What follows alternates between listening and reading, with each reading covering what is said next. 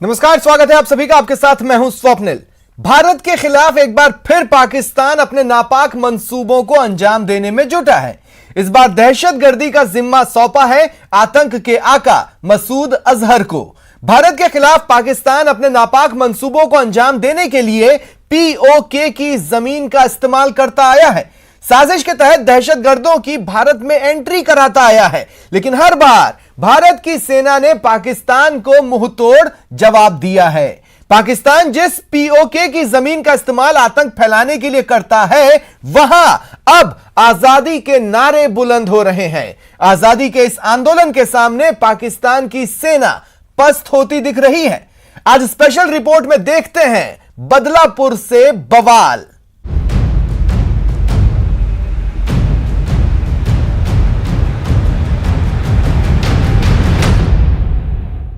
भारत से बदला लेने के लिए पाकिस्तान की सेना और सरकार पीओके की जमीन का इस्तेमाल करती आई है। पीओके से दहशतगर्दों की टोली को भारत में दाखिल कराती आई है, लेकिन सर्जिकल स्ट्राइक और ऑपरेशन ऑल आउट ने पाकिस्तान की तमाम कोशिशों पर पानी फेर दिया है। लिहाजा पाकिस्तान की खुफिया एजेंसी आईएसआई ने एक बार फिर ग्लोबल टेररिस्ट और मोस्ट वांटेड मसूद अजहर को दहशत फैलाने का जिम्मा सौंपा है। आतंकी मसूद के गुर्गे किस तरह अपने नापाक मंसूबों को अंजाम देने में लगे हैं, इसकी तस्दीक करती है हमारी ये एक्सक्लूसिव रिपोर्ट।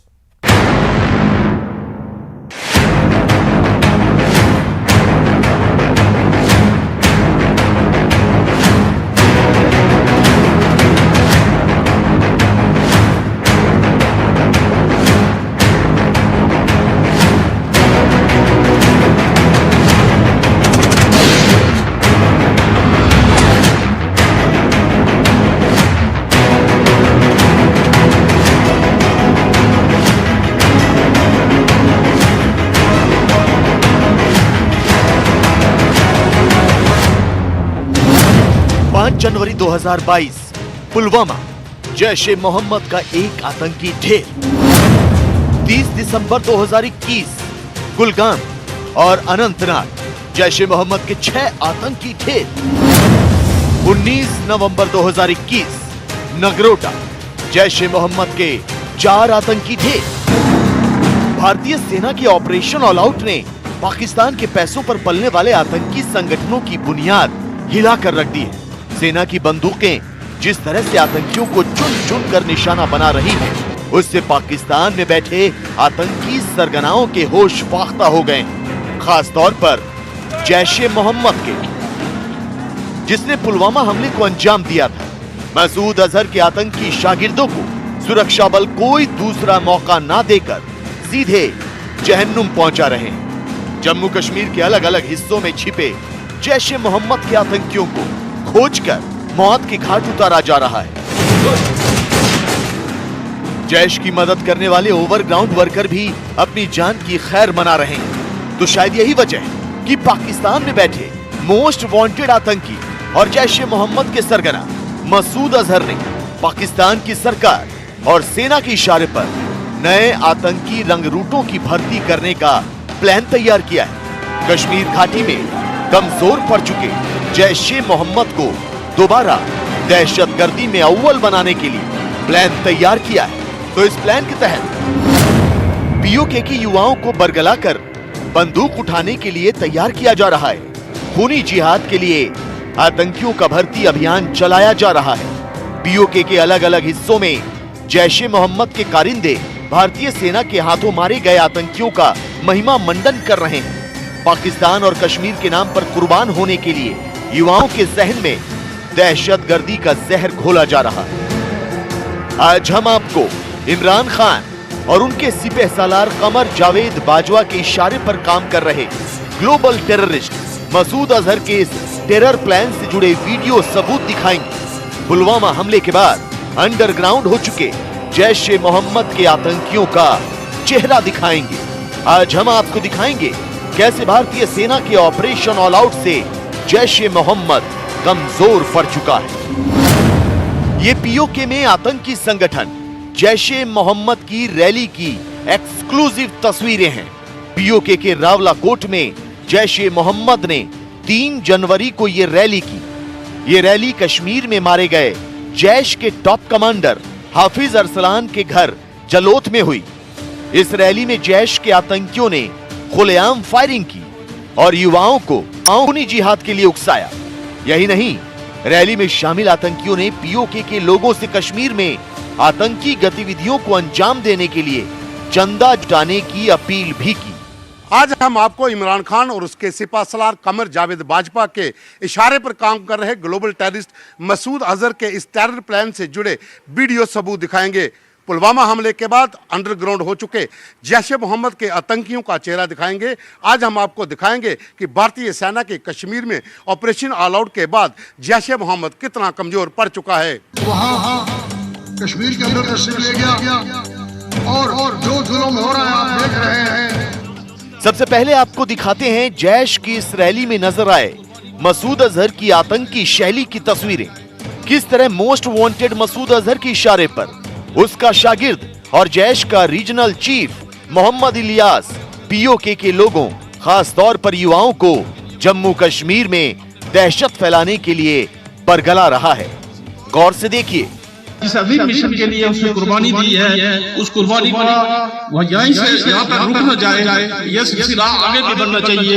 ये हमारे लिए, आपके लिए ये दावत फिक्र है कि हमारे उस अजीम नौजवान ने जिस अजीम मकसद के लिए कुर्बानी दी है, अपने वतन के लिए कुर्बानी दी है, ये कुर्बानी किसी तौर पर भी कम नहीं है। और आज हम सवाल करते हैं हमारी सिक्योरिटी फौज से, सिक्योरिटी महफूज है, सरहद के महफूज है कि हमारे नौजवान उस पार जाकर अपने वतन के दिफा के लिए इतनी अजीम कुर्बानियां दे रहे हैं। तो आपके लिए भी लम्हा फिक्रिया है, आपने भी इस सिलसिले में इस वतन के लिए अपनी जदोजहद को, अपने खून को शामिल हाल करना होगा। जैश-ए-मोहम्मद के पास कंधे कम पड़ने लगे हैं आतंक की बंदूक उठाने के लिए। जैश-ए-मोहम्मद के पास कंधे कम पड़ने लगे हैं कश्मीर में भारतीय सुरक्षा बल के हाथों मारे गए आतंकियों की लाशें उठाने के लिए। यही वजह है कि मसूद अजहर ने अपने आतंकियों को पीओके के युवाओं को खूनी जिहाद के लिए तैयार करने का काम सौंपा है।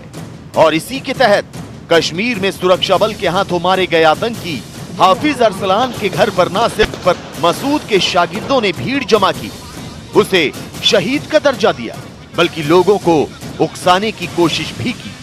इस्लाम दुनिया के ऊपर गालिब होने के लिए आया है, मगलूब होने के लिए नहीं आया। अल्लाह ताला से दुआ है कि अल्लाह ताला हमें भी अरसलान शहीद के ऊपर चलने की तौफीक अता फरमाए। अल्लाह ताला हमें भी शहादत की मौत अता फरमाए। अल्लाह ताला हमें जिंदा रखे इस्लाम के मुताबिक जिंदगी गुजारते हुए। जैश-ए-मोहम्मद का रीजनल चीफ मोहम्मद इलियास जिस हाफिज अरसलान का महिमा मंडन कर रहा है, वो श्रीनगर में जम्मू कश्मीर पुलिस की बस पर हमला करने में शामिल था।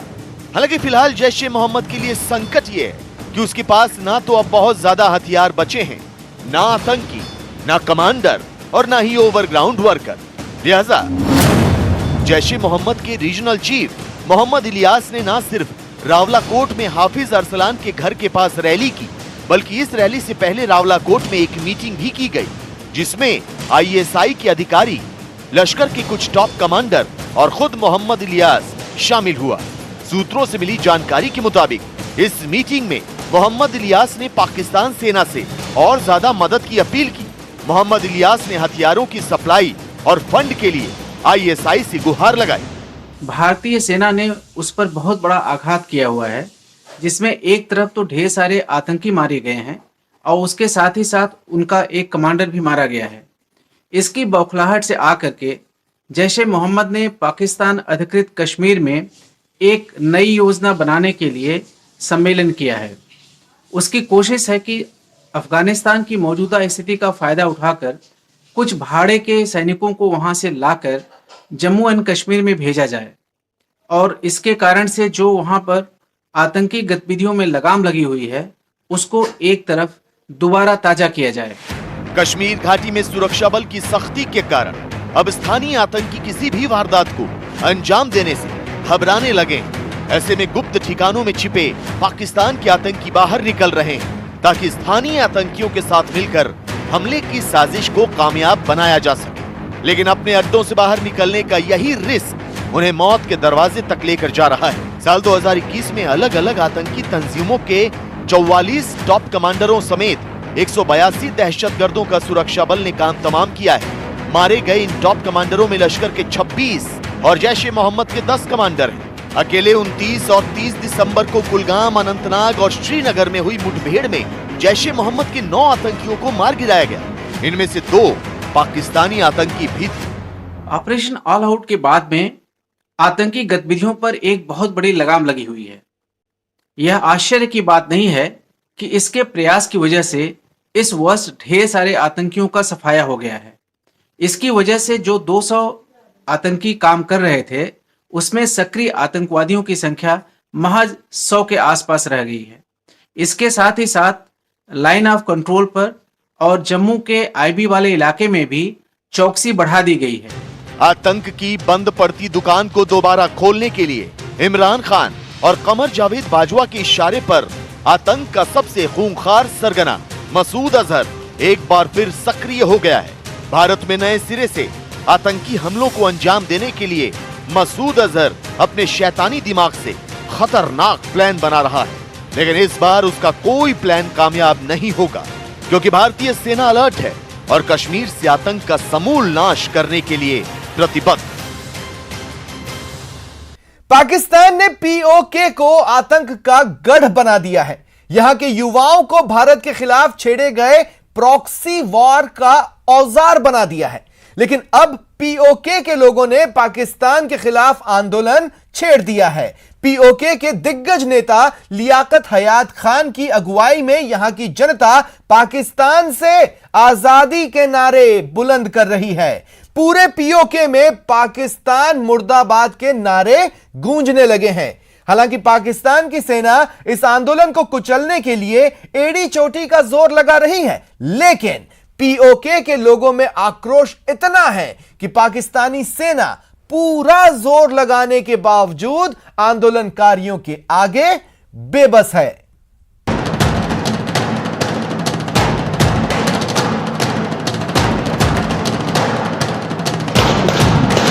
कश्मीर को खून से सींचा, वो कश्मीर हमारा है।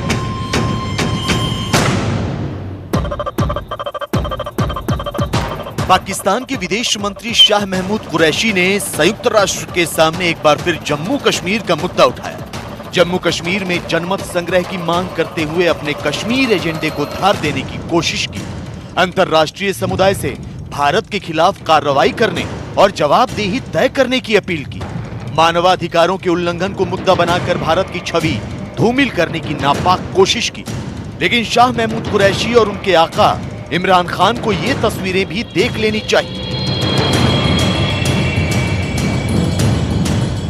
ये तस्वीरें कहीं और की नहीं बल्कि उस कश्मीर की हैं जिस पर पाकिस्तान ने अवैध कब्जा किया और पाकिस्तान सरकार की अनदेखी से अब आजिज आ चुकी है। पीओके की आवाम अब पाकिस्तान से किसी भी कीमत पर आजादी चाहती है। पीओके की आवाम पाकिस्तान की हमदर्दी नहीं बल्कि जम्मू कश्मीर की तरह तरक्की की राह पर फर्राटे भरना चाहती है। जबरी नाते तोड़ दो, कश्मीर हमारा छोड़ दो, जबरी नाते तोड़ दो, कश्मीर हमारा छोड़ दो।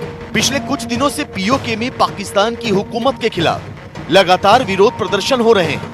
पीओके की जनता इन विरोध प्रदर्शनों के जरिए पाकिस्तान के जुल्मों के बारे में पूरी दुनिया को बताना चाहती है। इन विरोध प्रदर्शनों में हर वर्ग के हजारों लोग शामिल हैं।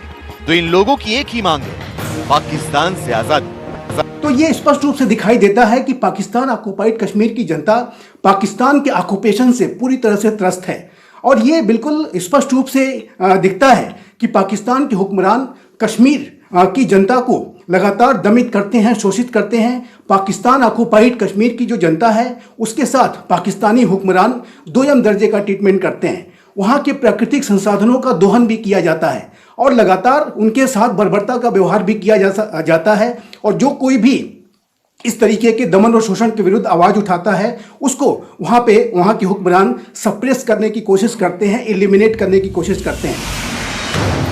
इसमें दो राय नहीं कि पीओके को आतंक का गढ़ बनाने वाले पाकिस्तान के लिए वहां धधक रही आक्रोश की आग मुसीबत का सबब बनेगी। इसमें दो राय नहीं कि यह पाकिस्तान की इमरान सरकार और वहां की सेना के लिए मुश्किलें पैदा करेगी। लेकिन इस सबसे बेपरवाह पाकिस्तान की हुकूमत पीओके के लोगों की आवाज को कुचलने के काम में लगी।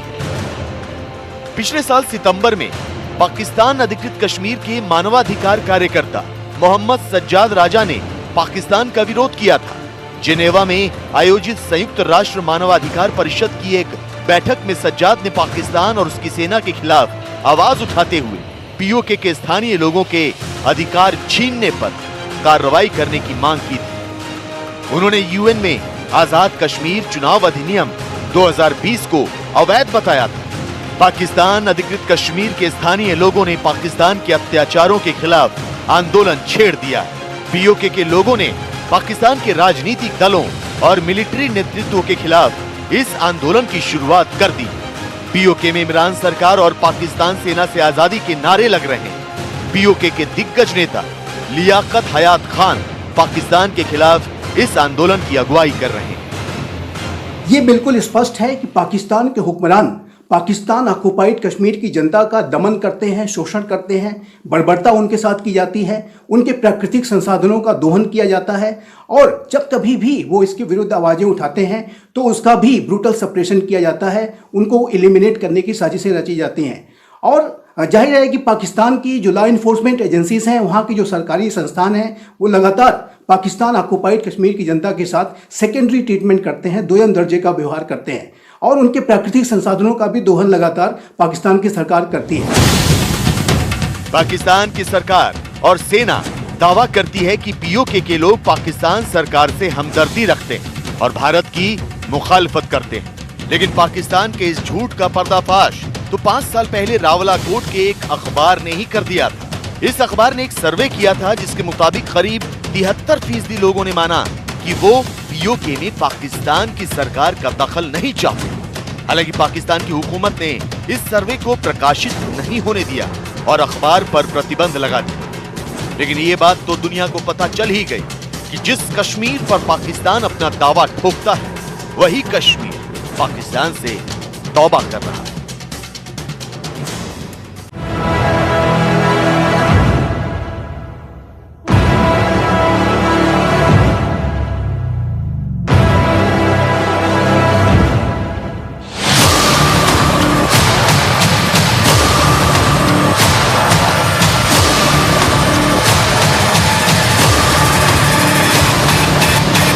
वज़ीर-ए-आज़म इमरान खान के टैक्स गोशवारों ने सबको हैरान कर दिया। वज़ारत उस्मा संभालते ही उनकी आमदनी कई गुना बढ़ गई।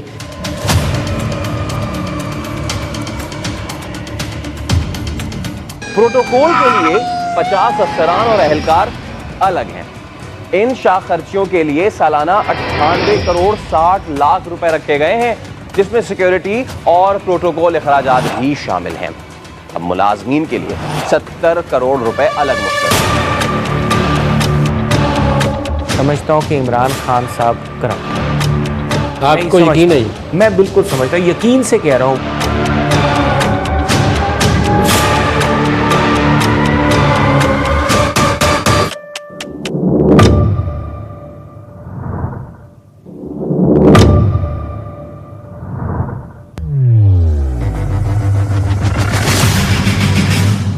पाकिस्तान के प्रधानमंत्री इमरान खान की कुर्सी खतरे में है। मुल्क में बढ़ती अराजकता के बाद अब इमरान खान पर भ्रष्टाचार के आरोप लगने लगे हैं। आय से अधिक आमदनी और पार्टी फंड के जरिए करोड़ों रुपए के घोटाले के आरोप लगने लगे। पाकिस्तान के प्रधानमंत्री इमरान खान की सत्तारूढ़ पाकिस्तान तहरीक इंसाफ पार्टी की चंदा चोरी का मामला सामने आया है। पार्टी ने विदेशी नागरिकों और फर्मों से करोड़ों रुपए चंदा जुटाया, लेकिन उसे चुनाव आयोग से छिपाया। पाकिस्तान मीडिया ने वहां के चुनाव आयोग की एक रिपोर्ट के हवाले से कहा है कि इमरान खान की पार्टी पीटीआई ने वित्त वर्ष 2009-10 और वित्त वर्ष 2012-13 के बीच 4 साल की अवधि में 31 करोड़ 20 लाख पाकिस्तानी रुपए का चंदा छिपाया। इसमें से 14 करोड़ 50 लाख से अधिक की राशि वित्त वर्ष 2012-13 में ही कम बताई गई थी। इमरान खान की पार्टी ने 53 बैंक अकाउंट छिपाए और सिर्फ 12 के बारे में ही पाकिस्तान चुनाव आयोग को जानकारी दी। सबसे पहले बात करेंगे, पीटीआई ने इलेक्शन कमीशन में 53 बैंक अकाउंट छुपाए, 12 जाहिर किए। इलेक्शन कमीशन की स्क्रूटनी कमेटी की रिपोर्ट के अहम निकात सामने आ गए। रिपोर्ट में कहा गया कि तहरीक इंसाफ ने एहतियात से मुतालिक गलत मालूमात फराहम की। इलेक्शन कमीशन के सामने 1 अरब 53 करोड़ रुपए जाहिर किए। बैंक स्टेटमेंट के मुताबिक 1 अरब 64 करोड़ रुपए के एहतियात मौसूल हुए। इमरान खान की पार्टी की इस जालसाजी पर विपक्षी दल हमलावर हो गए। जांच समिति की रिपोर्ट में इमरान खान और पीटीआई की चोरी का खुलासा हुआ तो विपक्षी दलों ने इमरान खान को चोर कहना शुरू कर दिया। पाकिस्तान मुस्लिम लीग नवाज की उपाध्यक्ष मरियम नवाज ने इमरान पर निशाना साधते हुए कहा कि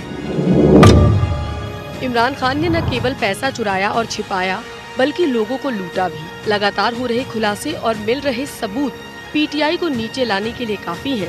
इतिहास में इस तरह के गंभीर धोखाधड़ी और घोटालों के पीछे कोई दूसरी पार्टी नहीं रही है। क्या पाकिस्तान के इतिहास में इमरान खान जैसा भ्रष्ट, झूठा और षड्यंत्रकारी शासक हुआ है? जाहिर है कि ये एक भ्रष्टाचार का मामला है और पाकिस्तान तहरीक इंसाफ पार्टी और उसके नेता इमरान खान, जो कि पाकिस्तान को भ्रष्टाचार मुक्त बनाने की बातें किया करते थे, उसका दावा करते थे, वो पहले से ही भ्रष्टाचार परक व्यवहार में शामिल रहे हैं। ये इससे इस बात के संकेत स्पष्ट रूप से मिलते हैं। और इस पार्टी की फंडिंग को लेकर के ये जो केस है ये 2014 से चल रहा है।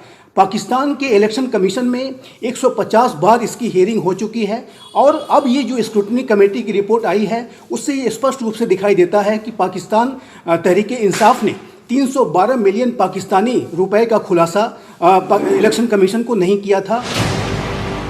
बात यही खत्म हो जाती तो भी इमरान खान के लिए गनीमत थी। पाकिस्तान में इमरान विरोध की आवाज तब और प्रबल हो गई जब इमरान खान ने 98 लाख रुपए का टैक्स भरा। पाकिस्तान में वैसे तो हर साल ये सुनने में आता है कि किस राजनेता ने सबसे अधिक टैक्स दिया और किसने सबसे कम, लेकिन इस साल पाकिस्तान की कर एजेंसी FBR की ओर से टैक्स डायरेक्टरी 2019 की डिटेल जारी की गई, जिसके बाद ये सवाल किए जा रहे हैं कि पाकिस्तान के